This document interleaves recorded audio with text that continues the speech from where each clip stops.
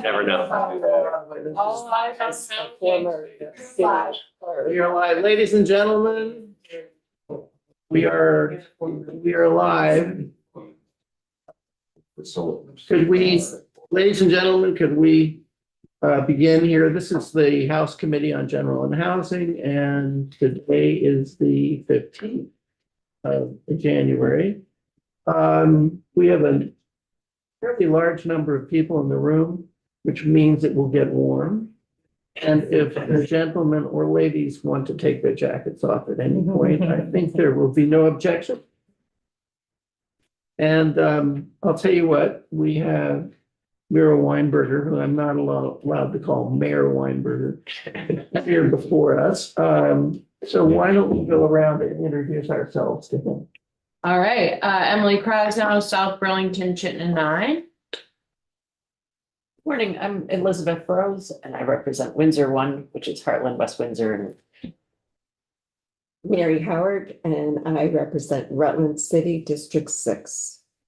Gail Pezzo, Chittenden 20, Colchester. Debbie Dolkin, I represent St. Johnsbury, Kirby, and Concord. Tom Charlton, represent Athens, Chester, Grafton, and Joe Parsons, Groton, Thompson, and Newbury. Leonora Dodge. I used to live in Burlington for a long time. I moved to Essex Town, and I'm a rep for Essex Town and part of the city of Essex Junction. Hello, Ashley Barley. Welcome, I'm Mark Mahali, and I represent Calais, Plainfield, and Marshfield, and Saudia Lamont is not here. She represents Morrisville, parts of Worcester, and I'm probably get this wrong. Like A little bit of more. Stowe, right? And Elmore, thank you. So state your name for the record and tell us what you think. Okay, great. Well, my name is Moreau Weinberger, and yes, a current resident of Burlington, but a Heartland boy originally. My parents still live there. I appreciate the introductions. It's the first time I think I've ever testified before this committee, despite being in this building many times over the years. And despite my long interest in housing, which I know is at the heart of your responsibilities. So I'm here today representing a brand new coalition that we just publicly launched yesterday, Let's Build Homes. This is already in just really about a week of some quiet outreach in the public launch yesterday. Some 400 Vermonters have signed on to the coalition, and we have about 100 Vermont organizations. And this coalition includes individuals and groups from every corner of the state and the entire Vermont political spectrum. There are really every sector of Vermont life is already represented in the group, from major employers to hospitals, utilities, the Northeast Kingdom Trails Alliance. It is a broad coalition already, and that's really the point of it. I think what is different about this group than the champions of housing that have come before you in the past and that have done great work on affordable housing in Vermont is this is a group that represents all of the broad interests that believe that we need a lot more homes than we have today, and that the state would benefit more of homes. So, the other thing I think different about coming and talking to you right now is just the moment we're in. It is clear that our housing shortage is so acute that it is not only driving unacceptable levels of pain among Vermonters with respect to the cost of their housing, with half of our renters being rent burdened, with for third year in a row having one of the highest homelessness rates of any state in the country. It's really clear now, and the reason there has been, I think, such a strong response to the launch of this new group is that this issue is now rippling through just about every other aspect of Vermont life. We have a report come out last summer, I'm sure you've seen, from the Green Mountain Care Board, saying that the best way to fix our healthcare problems, our many healthcare problems, is to build a lot more homes. Certainly part of the pain that we're experiencing with respect to education finance is the fact that we have not been growing our grant list since, the 80s at the rate we used to, and that now has put us in very challenging state, in addition to the fact that we have continued to lose children in our school system in much of the state. So this is a moment of real challenge, and our hope, but our hope and a fundamental belief of Let's Build Homes and the people signing on to that is this is a problem we can fix. It is a problem that has largely been created through well-intended, for the most part, but at this point, problematic policy at the state, local level. And this group wants to work with you, be a resource to you and other levels of government as we work at the state, regional, because the role that RPCs now have, and local level to turn this around as quickly as we can. We also, on the one hand, what we need to do is daunting. We need to double the rate of housing production over what we've had the last 15 years, and not just have one good year, which we actually did have in 2024 and certainly in Chittenden County, but we need to sustain that. It needs to be the new norm going forward, pretty much indefinitely, if we're going to meet this goal in the VHFA report of building 30,000 new homes by the start of 2030. So, we've got to achieve that doubling, which is going to be hard. And on the other hand, it's something we've done before. If we got to the level envisioned in the VHFA report, that would still be less than the reduction rate of permanent new housing in the 1980s, not that long ago. I guess it is a while ago, but to those of us who grew up in Vermont in the 70s and 80s, it doesn't seem like that long ago. And So what are you talking about?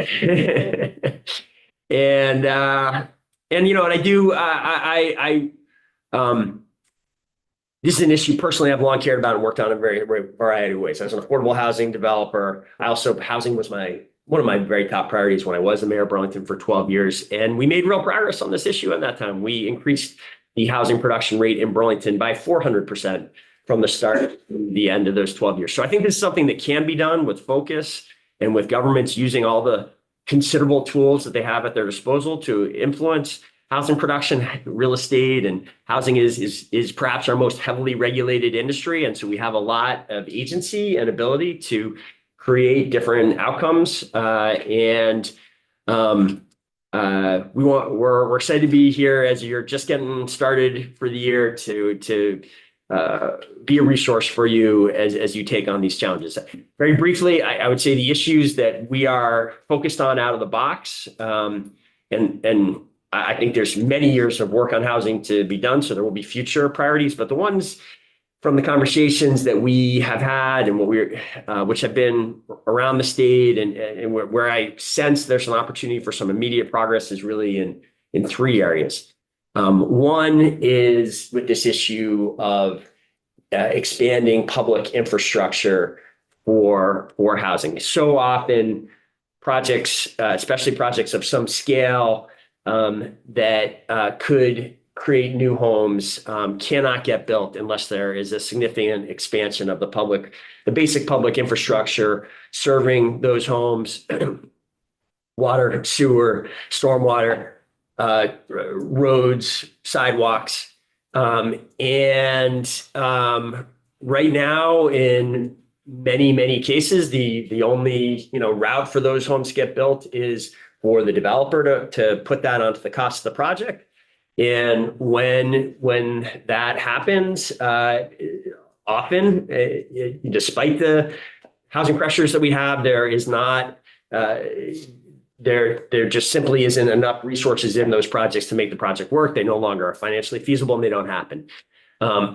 It's our belief that we can address this issue in a number of ways. Certainly, if more help to localities from the state in one way or another for financing this infrastructure would be very welcome. And perhaps there is opportunity with some of the federal dollars that are still kind of new and flowing to the state in a different way to do that. but an area that doesn't require you to write new checks from the state and doesn't require municipalities to write new checks is to find a way to capture the substantial new revenues that new housing creates for some period of time and capture those revenues, public revenues, and put them into new public infrastructure. And I know that's always been a kind of polarizing debate in this building. And I understand that debate when we've always talked in the past about TIF districts in terms of kind of economic growth, and we have these sort of existential questions about whether a but-for test is met or not. I guess what I'm hoping there might be an opening to do this year with the focus on housing is to just move away from that debate entirely and say the public outcome we're trying to achieve here is the creation of more homes, not some debate about whether the grand list is being grown by this project or not. And if new homes are being created, we are excited about the idea of some of the new revenues for a period of time being captured from those projects and put into that public infrastructure that cities are going to own to make it possible. And I've been excited by the positive response that idea has gotten so far. And we want to be a resource in kind of fleshing out the proposal that's been circulated so far, putting some more detail on it, finding a way to make this a really easy tool for municipalities and builders to use. And I'm excited about the potential of that. And one of the first things that we want to do as a group is to kind of add to the ideas with respect to that and put some detail on that proposal. A second area that we'd love to see action on as quickly as possible is appeals reform. This continues to be an area where our current system, I think, produces just some really perverse outcomes where you can have communities literally plan through the formal planning process, set aside resources, approve projects through the rigorous zoning review process, and then have, in some cases, a single individual step forward and derail that project for years. And if you derail a project for years, time kills all things, and there's a very good chance that that delay can kill a project that the community very much needs and wants. I think we have to move away from this kind of, if you will, vetocracy, where a single individual can veto something the community wants, and create a system where communities can actually deliver and build the projects that they've been working on. If we, I think we want our local governments, as I think many Vermonters do, to end homelessness, and we want our local governments to do something about these housing pressures and housing challenges. We have to allow them to actually build them, not have single individuals obstruct them. And that's what our current system absolutely allows. And I got a lot of personal history with this, having gone through one project in particular when I was a builder. I'm happy to talk about that experience. I think we really could, we need to move, it seems to me it's pretty clear, to a system that has robust public engagement, and residents of a community are absolutely invited in for the debate about policy setting up front. But once the policy is set, we shouldn't then re-debate that policy every time a project comes forward and tries to get built under that policy. If something meets the law, it should get a permit. It should get a permit quickly, and that shouldn't be something that you can jump into court and delay indefinitely. So that's the second major area. And the third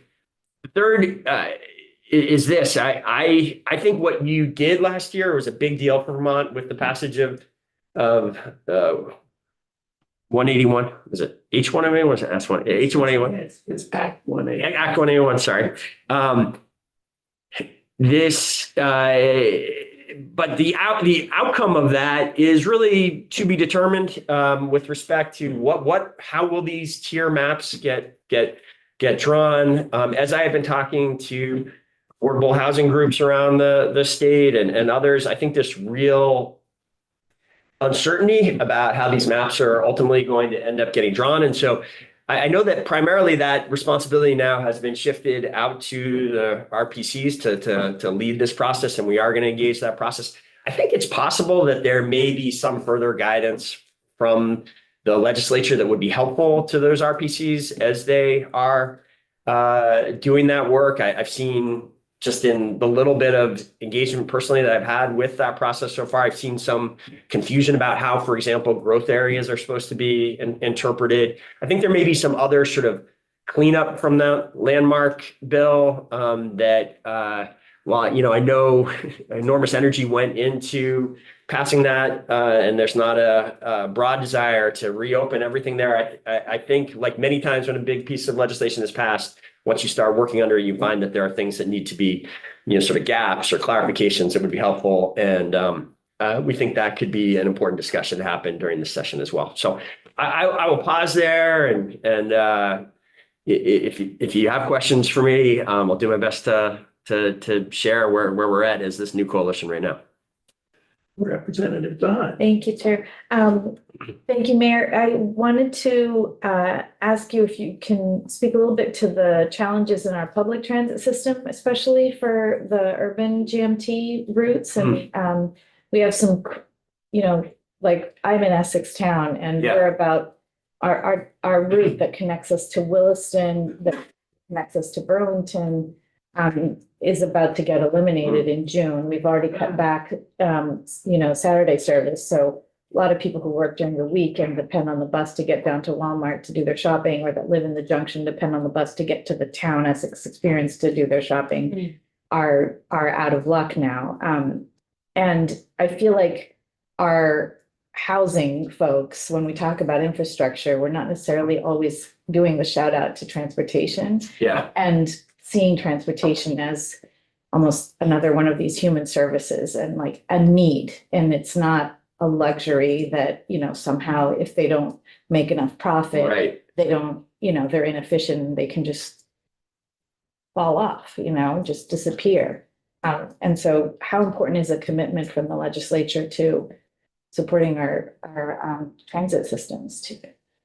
Yeah, great. I appreciate the question and completely agree that kind of housing policy and transportation policy very much go hand in hand. And while, I'm not sure if our group has all the answers in terms of how to deal with these immediate short-term new financial pressures that have gotten, I think, more acute since the pandemic for public transit. I certainly think in the kind of medium and long term, if we get our housing policy right, we also will strengthen very much our transportation systems. I was really appreciative that Act 21 did call out transportation corridors as areas that would get exemptions during this period while the maps are being drawn. And I think that might be one of the areas that, I think it's very unclear whether those exemptions will stay in place in certain places. I'm hopeful in Chittenden County they will, given the sort of general orientation of that RPC. I think there may be other areas of the state where similar thinking about transportation corridors should be kind of built in, maybe some additional guidance from the legislature. I'm not expert enough yet to say that definitely is something that needs to happen. But I do think as we move forward as a state, certainly if we should be, that's what makes mass transit fundamentally work better, is when you have some density in the areas where you're trying to provide public transportation lines. And that will be an additional benefit of a lot more homes being built in focused areas, is it will make our transportation system more viable. Just as a quick follow-up, so I know that part of what defines an area as dense and allows you to build more is access to public transit. Now, if routes are on the chopping block and there have been housing development plans based on the route existing, where does that leave us if the route is going to get cut? Yeah, I mean, it can absolutely be very problematic. Certainly builders often, as they are, especially as more and more places like Burlington and others have started to remove the rules, allowing builders to decide how much parking they're actually going to build. You can create some real hardship, absolutely, in new developments that have been done, assuming certain levels of public transit. If that goes away, and as those decisions are being considered, we certainly could be a resource in bringing forward some of those voices to talk about the implications for those those homes. If be happy to follow up on that further. Thank you, Representative Burrows. Oh, thank you. I have a question about your membership. Yes. To what degree is Essex County included in your membership, or how is Essex County being not just included, but advocated for? Yes. Well, it's, we did actually just kind of run a report last night to check in and see, where are the signups coming from? It's been a kind of organic process. We've been, excellent. Here, we actually have some real-time data here. And wow, I believe this is saying that Essex County is actually overrepresented within the signups so far, that there's been sort of, in terms of like kind of population-based, 142, if 100% is what you would expect, Essex County is currently at 142% in terms of people signing up, which is consistent. And Caledonia County is 167%. So I've been impressed by how the Northeast Kingdom has really been very interested in this conversation and engaged. Chittenden County is well represented as well. We've been a little bit, it will certainly be our goal over time. It's explicitly our goal to make sure that we are systematically reaching out to organizations throughout the state, and this is the true statewide goal. Why do you think, how do you account for Essex and Caledonia being such high? Yeah, well, and I think it's important to note that like some of this might be exaggerated in that we're just right at the start right now, and this may shift over time as we've had more time to communicate ourselves statewide. I will say one of the things that we did in the lead up today that is reach out and speak to the network of nonprofit affordable housing organizations that has been working in this area for such a long time, does such important work. And that group, many of the organizations that were part of that conversation have signed on, and some of them, in particular, some of the Northeast Kingdom groups immediately went and reached out to other partners and really helped spread the word about this. And so I think that in part accounts for it, but I think also what accounts for it is, I know there have been major challenges with housing in that part of the state for a long time, and there's been a lot of discussion of it. And so I think there's been, an interest in this message from that part of the state in particular. This is not, it has been validating in the early discussions that I've been involved in to see that it's not just a hunch that the whole state cares about this. There is strong interest in this issue statewide. Thank you. I have a question for you. Is Let's Grow Homes a nonprofit? Let's Build Homes. Build Homes. Is it a nonprofit? We will be a nonprofit. We are currently an initiative being kind of housed by the Vermont Housing Finance Agency. They are asking as the fiscal agent. It is our intent over the next 6 to 12 months as we get established and secure just kind of permanent funding. We've secured some funding, philanthropic funding, charitable contributions, because through the VHFA being 501c3. Yeah, essentially we are a nonprofit right now, and we intend to continue. You're not nonprofit. Yes. But you're not a 501c3, and VHFA is serving as your fiscal agent. We Is that correct? close? Yeah. I mean, we had not gone through the steps of actually incorporating as a new entity yet. While VHFA is serving in this fiscal agent role, but that's something we intend to do quite soon. We are creating a nonprofit board. We intend to You don't become have an a board independent. yet. We have a steering committee Yeah. that is published on our website that has been sort of functioning de facto as a board. We don't have a fiduciary board as of yet. Got it. Any further questions from the committee? Thank you so much for your testimony. Well, I'm excited. Hope we'll be back and talking to The you. legislature in your new. Thank you very much.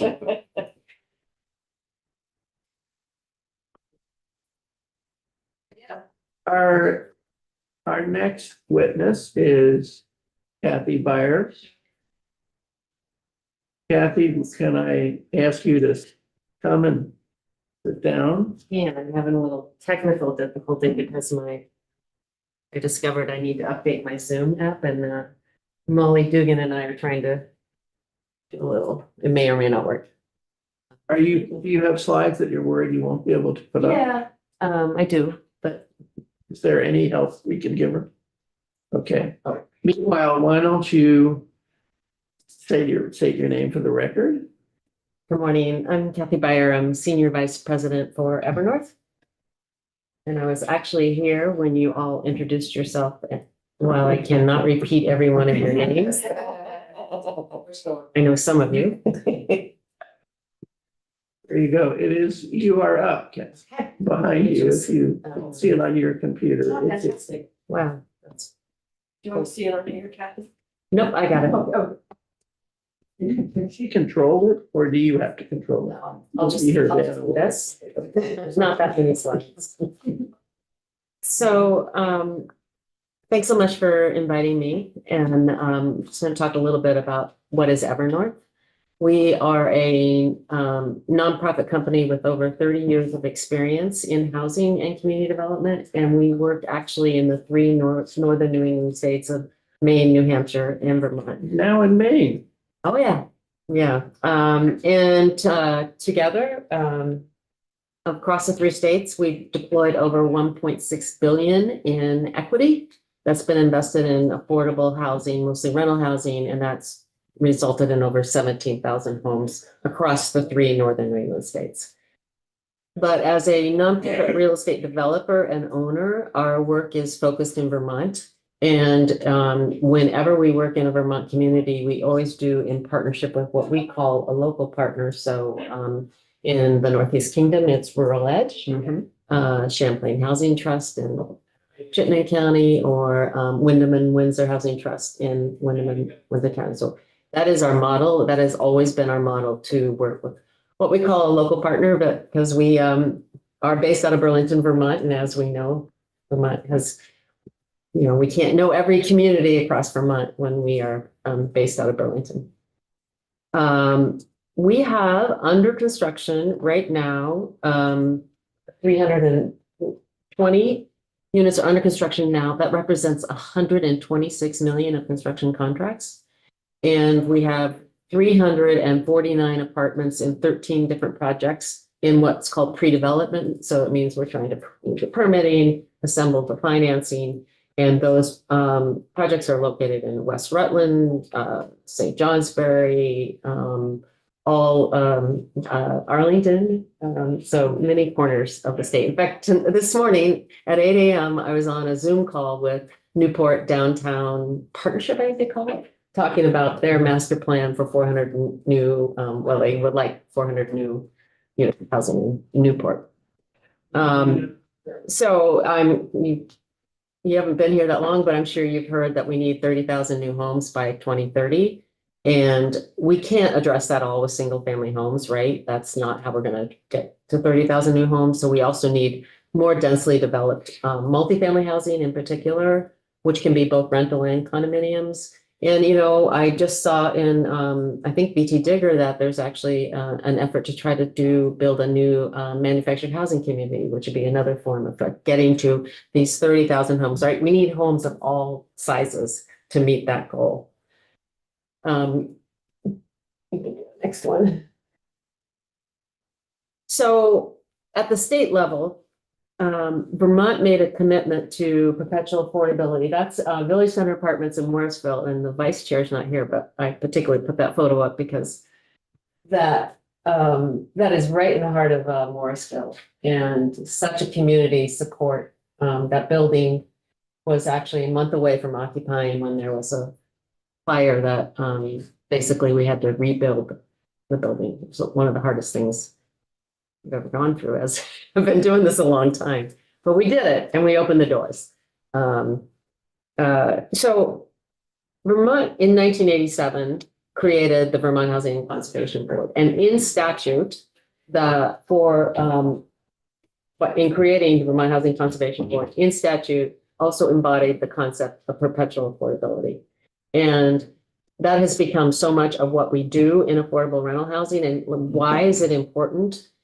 In my work, I see what happens in other states, and in states that don't commit to long-term affordability, they are losing affordable housing that was built 30 years ago. So the federal programs typically have a 30-year commitment period. You think it's like, oh, 30 years sounds like a long time when it's in the beginning, but it goes by fast. And most states are losing rental housing because they haven't adopted long-term affordability. Just give a definition of perpetual affordability for some of our newer members. Yeah. Yeah. This is the way I think of perpetual affordability or permanent affordability. We, as the owners, sign a covenant that is recorded in the land records that says we will continue to operate this with to the covenant, this level of this many units, let's say a 30-unit apartment building. We typically try to do around 75% of them targeted to under 60% of median income. So we will be signing a document. It goes in the land records and it says, we are going to do that basically forever. Now, there's a couple carve outs. Like what if, God forbid, the building went through foreclosure? Those covenants can be erased through a foreclosure process. I don't believe that has happened since 1987. That has never happened. The other way to think about it is real estate developers, private and nonprofit. There's two ways you can kind of make a return, right? And a nonprofit developer's not really looking for a return, but you have to have a fee to pay your staff. So you can get a fee in the front end, which is called a developer fee, right? But the model, and particularly the model that's used in market rate real estate development, is what's called a back end. Well, what's a back end? It's that you get to the end of a traditional private developer will use maybe something called a REIT, Real Estate Investment Trust, I think it stands for, that has maybe a 10-year financing window. And at the end of 10 years, they sell it because they want a back end, they want to cash out. But that's a model that's worked that's a model that works for market rate housing. It doesn't work for, if you want to keep the housing affordable over time. And the way I like to think of it is when we sign up for perpetual affordable housing, this becomes an asset to your community, right? Just like saving. I love the sign that says this land is conserved forever. If everybody's like, so great, we conserve this farm. Well, in the same way, when we build housing in your community that's perpetually affordable, it's a community's asset, for generations to come. That was a long-winded answer to the way I think about perpetual affordability. I might pyramid on that question. So is shared equity deemed perpetual affordability? yeah, the shared equity model for home ownership. I don't know if folks are familiar with that. Yeah, that's another great tool. Yeah. So what can government do? Why are you here today, right? Particularly in the context of this housing crisis. There's three critical areas. One is, of course, resources, and I'm going to talk a little bit more about that. The second is regulatory reform, and I really commend this legislature. Over the last 3 years, there have been significant strides in regulatory reform, both at the kind of the local zoning level, where single-family zoning has been basically turned to duplexes and quadplexes by right, like we can increase the density of our neighborhoods that are already single-family zoning, and then Act 181, last year. So it's really great work. Thank you. The third, though, is a cultural change, and I think that's part of what still call mayor, but Merle Weinberger was just talking about is if we need 30,000 new homes, then change is coming to your community and is coming to your neighborhood. And can the culture in the neighborhood and the community be one where instead of saying no to new housing, community members are showing up at the DRB meetings in support of both private and nonprofit developers saying, yeah, we need this housing. I'm seeing a lot of progress on that cultural shift as well, but it still can be a challenge. So let's talk about the financial tools. And one thing I always have to remind people of, because I'm a student of housing policy, is the largest federal housing program is the mortgage interest deduction. It costs the federal government $70 billion a year. It's by far larger than all the money put in by the federal government to various affordable housing program. I'm not criticizing the mortgage interest deduction. It's been a ladder to home ownership, but I just want to like in the context. And I say that because my company focuses on rental housing, and the largest federal housing production program for rental housing is found in the tax code, which is called, and it's called the Low-Income Housing Tax Credit. And this, we call it LIHTC, and it's been around a lot enough now that people are like, oh yeah, I've heard of that. But think about it. The largest housing production program is in the tax code. It's not at HUD. And it's been that, it was passed in 1986. And it has bipartisan support. Is one of the reasons it's lasted this long. I'm going to spend a little time explaining that finance tool because it's a little complicated. So, oh, I love that slide. This is Central Main Apartments in Windsor that's under construction right in downtown.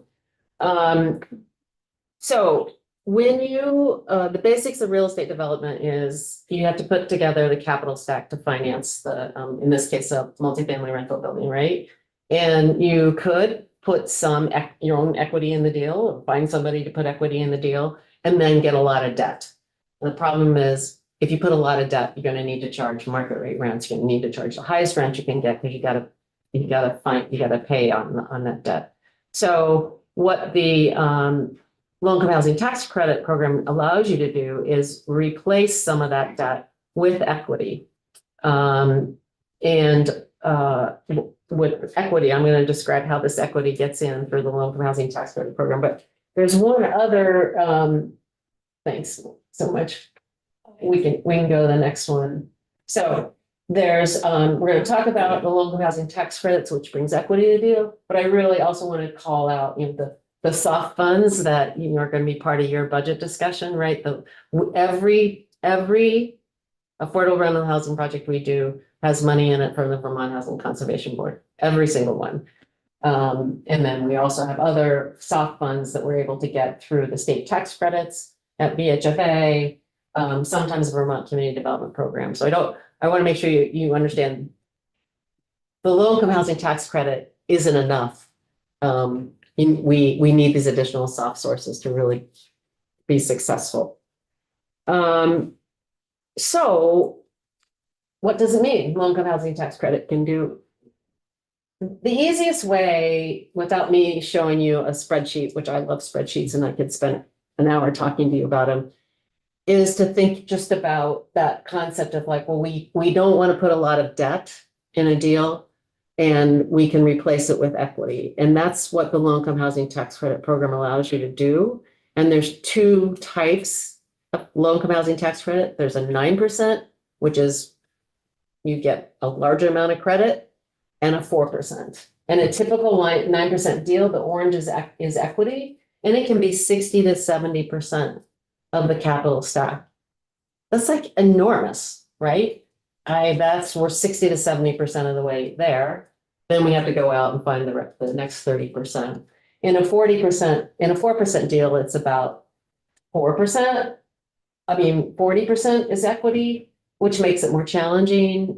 Maybe you can take on more debt in that property. In this example, that blue is actually VHCB. So VHCB played a very big role.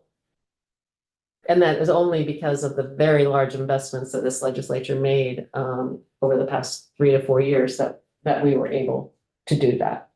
So, but just to kind of give you that concept, like, oh, low-income housing tax credit translates to equity. And then if we go to the next one, before we leave that slide. It's my understanding, but I might be wrong. Is it true that the 4% money is pretty much unlimited, but the 9% Right. is, we only get so much in the There's a state? finite source, there's a finite amount of the 9% low-income housing tax credit allocated by the Vermont Housing Finance Agency. It's very competitive. We are, the award is awarded once a year. And I think that the applications are due January 31st, and there will likely be twice as many applications as available credit for that. That's what I wanted to know. So, Yeah. so there's really, we could have a lot more 9% money and use it. We can have a lot more, 4%. We, If the 9%, which is limited, yeah, we could have a lot more and use it if we had it, but we. Yeah, yeah, and Is it allocated by state, by population? each state gets an allocation based on population, and Vermont benefits from something called the small state Small state. minimum set aside. Thank you, Senator Jeffords, I believe. Yeah, Yeah. long time ago. Yep. It's, I mean, we really get a good share. Do you happen to know how much that small state set aside is worth to us in terms of just percentage more than we would otherwise get? We could get that to you, but I don't know it off the top of my head. Yeah. I'd like to know that. I mean, I've heard about the small state set aside for years, but I'd really like to know what it adds up to. Yeah. Thank you. So how the heck do we do this? The next slide, I tried to illustrate this. We'll see if this works for you. So low-income housing tax credits, right? A tax credit is a, think of your own individual tax return, right? You do your taxes, you owe, let's say, $10,000 in taxes, but if you have a credit, there's a line in the tax form that says, oh, you have a credit of $5,000, then your tax liability is only 10,000 minus 5,000. Like, oh, well, that was great, right? It's the same concept in affordable rental housing, but we have to create a limited partnership for every deal we do. I know you're from St. Johnsbury, right? So New Avenue is technically owned by a limited partnership, because when you form a limited partnership, then you have general partners who run the day-to-day business of the partnership, but you bring in an investor, an equity investor, who owns 99.99%. Literally. They own 99.99% of the limited partnership, and they get 99.99% of the tax credits that have been allocated to that building and depreciation. And they can't muddle in the everyday affairs. They have no ability to manage the property. But in this case, we said, well, this building got $450,000 of low-income housing tax credits allocated by VHFA. It's a 10-year credit. So 450,000 times 10 is 4.5 million of federal tax credits that you're going to get to flow through your tax return and have less of a tax liability. And the investor says, that's great. I'll give you 4 million in equity. Oh, now this deal has 4 million in equity that it would not have had. Now you might say, why aren't you giving me 4.5 million in equity? There's a return. I mean, they're not going to give you a dollar for a dollar credit, because it's a 10-year credit. There's value to money. So there's an inherent return in that calculation, but that's roughly about where you would end up. So first you have to go get low-income housing tax credits from the Vermont Housing Finance Agency, who says, yes, your property is eligible for this and you've been awarded. Then you form the limited partnership, you build the building. Well, before you start building the building, you bring the equity investor in. That's the magic of LIHTC, is selling the tax credits for equity that comes in the deal. And in the next slide, I don't know, this one I like better, but in the next slide, just trying to illustrate again, like the building gets the tax credits, the investor puts equity in exchange for the tax credits. And Evernorth, in addition to being a developer and co-general partner here, we go out and we find the tax credit investors. And typically that's a large equity pool. We're right now working on a $75 million equity fund that includes 16 different banks. They put their money in the pool and then we allocate by project. Is this is this syndication? That's called. You want to syndication. tell us a little bit, to the extent that our brains can absorb it, about syndication? Thank you. I know, like, what is syndication? So syndication is essentially, and it's used in all types of real estate, and private developers use this concept as well. Like, I want to do this deal. I know that my building's gonna have depreciation it's gonna have tax write-offs. And oh, by the way, we got tax credits. Well, even a private developer doesn't have a tax liability of $450,000 a year, right? So I'll go sell.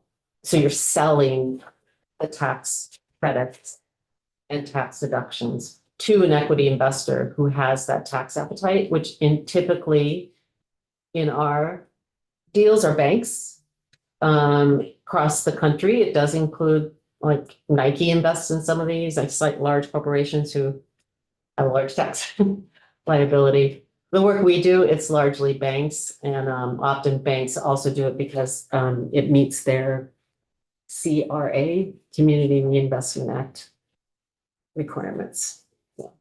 But so is it my understanding that for a given deal, you may involve more than one investor, and that is the syndication? Or is it that you create pools of investors without reference to a particular deal and then use that pool for multiple deals? We can do both. We have something called a direct, where we work some of the smaller Vermont banks, Passumpsic Bank and Community National Bank have been very active in this. Union Bank, where it's just this bank is investing in this one deal. And a lot of times it's because, particularly Community National Bank, Passumpsic, Union Bank want to invest in their communities. They're like, nope, we want to do this deal. That works great. But it also works well to create a pool, this larger pool. And then it's just like there's a lot of rules around it, but it's essentially an investment offering. And in this case, 16 banks will be putting $75 million into a pool, and then Evernorth gets to allocate those equity funds to projects. That's going to be how much? The 16 banks? We about 75 million, but that's across the 3 states. Before she goes on, I think it's important that committee members have some grasp of syndication and what she's been talking about. So I'm asking, do you have more questions? Do you feel like you'd like more material? Yes. How are you feeling about this? This is something. It's a whole new I teach, world. I taught land transactions, finance and development, and actually had for several years Ms. Byer as a co-teacher with me. And it is hard to teach, particularly to law students who went to law school in order to avoid ever thinking about a spreadsheet again. Have them terms with this. So I'm really anxious to help everybody here. Was this initial explanation, did it function for you guys, members of the committee? Yeah, the exact part, I understand to me, extremely convoluted way to turn tax liability into capital for program, but like directly what's being called the syndicated part, I guess. Maybe I missed that or something, but yeah, it's quite the convoluted, and I think to me, it's, I don't know, it's a very long process where somebody gets something throughout the whole way, and at the end, there's a house. It's Or- like, well, if you get rid of all the middle steps, maybe it takes less money to put, you know what I mean? I mean, I'm a student of housing policy, and yes, would it be more efficient to just probably give the money to HUD and then HUD gives it to, Really, Rich, what do you think about that? well, interesting, because then we have to deal with HUD, and HUD seems to get in the way of a lot of things. But the other thing it does is, because we are working with private investors, it really introduces a discipline, I think, in our work where we are reporting to banks. Like we have to, I think, act a little more. It puts it in, you can, I don't want to go way back, but instead of being like completely on the public side or completely on the private side, it really brings together a public-private partnership. And I think there's benefit to that. It's hard to explain, but Yeah, I guess, I mean. Yeah, I mean, I get it, I don't Yeah. process. then there's just the pure political answer, is that it has bipartisan support. And if it moves out of the tax code and goes, let's say to HUD, it might lose that bipartisan support. There's many private developers that use this in Vermont and across the country. So I think there's, the fact that it's used by both private and nonprofit developers, I think garners support. Would you say it's pretty much just large scale, or is there any small, Our average project size in Vermont is 30 units. that's and huge scale in my area, that's Yeah. massive, there's none. We got as low as 16, but after That's what that, I it gets a mean. little hard. Like Vermont numbers. Yeah. Small scale is a duplex.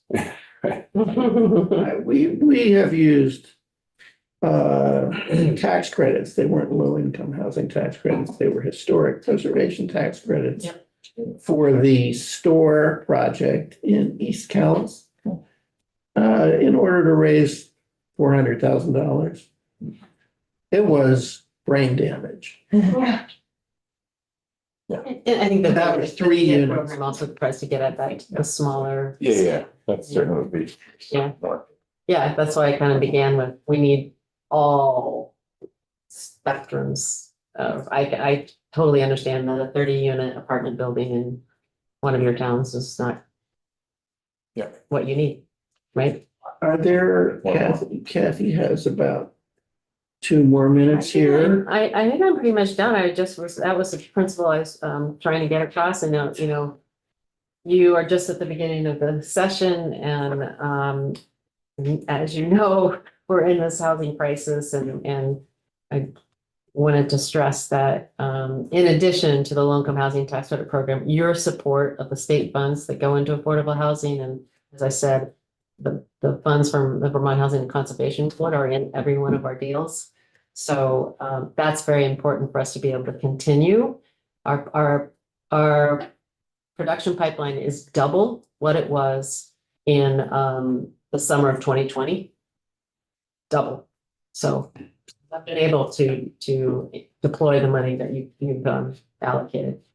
Yes, quick question. I just have a quick question. Do you have any like sort of forecast of if there's, say, tariffs and these huge companies that become our investors maybe don't carry as big of a credit that they're trying to offset? Like, will we see less monies available for affordable housing projects nationwide and therefore in Vermont as well? I'm not so worried about the investors unless the corporate tax rate goes down to again. So we do know that a tax bill may be coming up in the federal level. So the tariffs are a concern. We're trying to sign a construction contract for the project in Putney that was appealed for 2.5 years. We're going to start construction in March. And the contractor has brought up tariffs as an uncertainty. So I can't do anything about it, but if it's going to add to construction costs, I mean, it means we build less housing if it's gonna add to construction costs, so hoping for the best there. Howard, quickly, one more question. Quickly, I see that, Evernorth was involved with Hickory Street, apartments, and I live right across the street in development. And I have to say, this is a lovely, lovely development. I walk there every day with my dog. My dog is mayor of Hickory Street. The residents leave water and treats out for them.